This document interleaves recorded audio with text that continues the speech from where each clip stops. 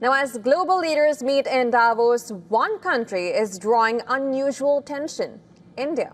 Business leaders believe India is no longer just an emerging market story. They say it could shape global growth for the next decade. But strong growth alone does not make a country developed. So what does India still need to get there? Well, at Davos, India's economy is being discussed with new urgency. The IMF projects India will grow at over 7%, making it the fastest growing major economy. A large domestic market, a young workforce, and rising global demand for manufacturing. Diversification, these factors are pushing global investors to look closely at India. But size is not the same as development. India's per capita income remains far below that of developed economies. Job creation has not kept pace with the workforce entering the market each year. Health and education spending as share of GDP still lags global benchmarks.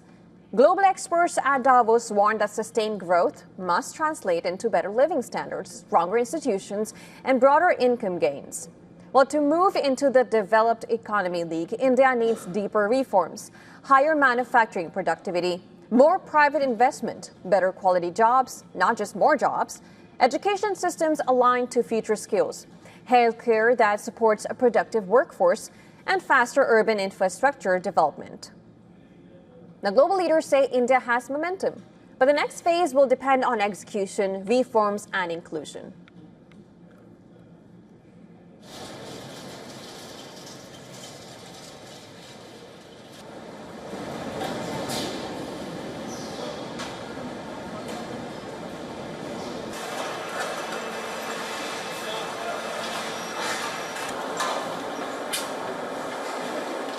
At the World Economic Forum here in Davos, India's growth is a big story.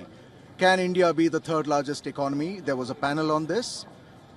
There are questions about 1 in 6 here being an Indian, like the population of the country. India is on the world map, we all know that, but India's growth as a developed nation is coming faster, and that is the discussion that's on the streets here. Inside the Congress Center as well as on the streets in the open forums as well. This is Rahul Karunakar with camera person Piyush Kumar for WION World is One. Now, that was our business editor, Rahul Karunakar in Davos. And to discuss more, we're now being joined by Dr. Rajiv Kumar, Chairman, Pehle India Foundation, and in New Delhi and former Vice Chairman at Niti Aayog. Thank you so much for joining us. He's joining us from Dubai. Welcome to the broadcast. Now, first of all, how do you measure whether India is truly on the path towards a developed economy? Good morning, everybody, and glad to be here. India is on its path for being a developed economy because of its growth momentum that it has generated over the last few quarters. And we know that, this year, FY 2026, India will grow at more than 7%, about 7.2%. And then the next year as well, FY 27, that is 2026-27, the growth is expected to be about 7.5%. Now, that's a very strong growth momentum. And if you continue with this growth rate for the next 25 years, we will not only become the third largest economy, but also reach a per capita income of more than $14,000.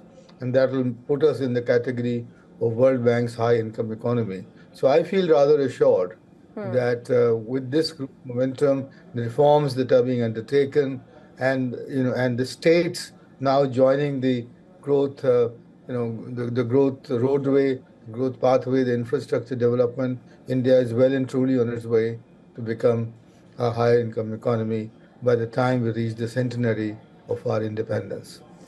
Right. And however, global experts do say that sustained growth must translate into better living standards, stronger institutions, and broader income gains. Now, is India or are India's current policy priorities sufficient enough to translate growth into development outcomes? Well, the necessary condition is being met, which is that high growth rates are being achieved. The sufficient conditions for these for this growth to translate into development is the last mile delivery, a more greater focus on sustainability and focus on inclusion and on employment generation. Now, India is, India sort of about 400 million people join India's workforce every year, and for the workforce uh, expanding at that rate, you need to generate the jobs, and that will come through a greater focus on exports and also on agro processing, which is not often discussed.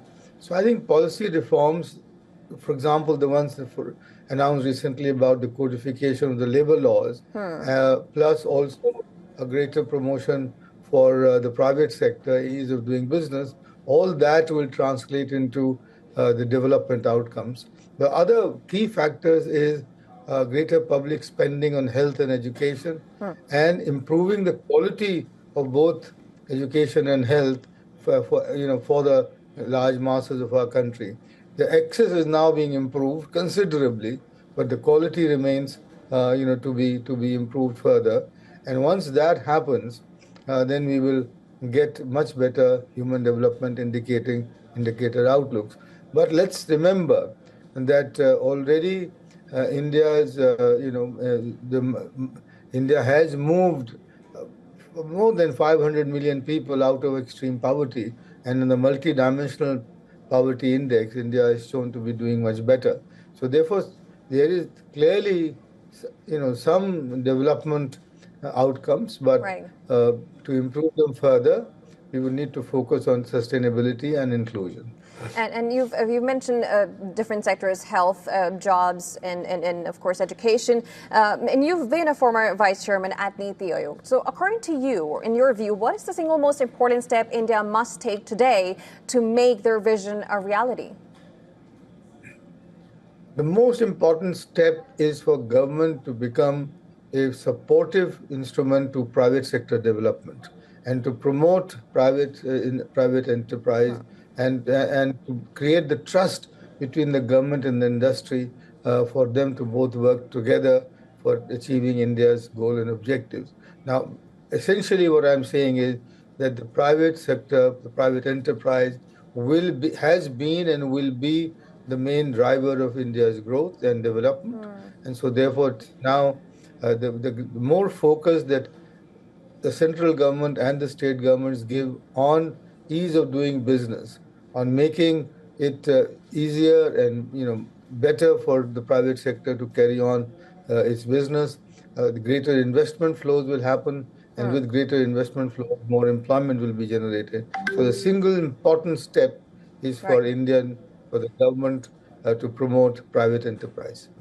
All right, of course, we'll be looking at how that formalizes in, well, maybe the budget this year. Thank you so much for joining us on the broadcast and giving your insights. Thank you.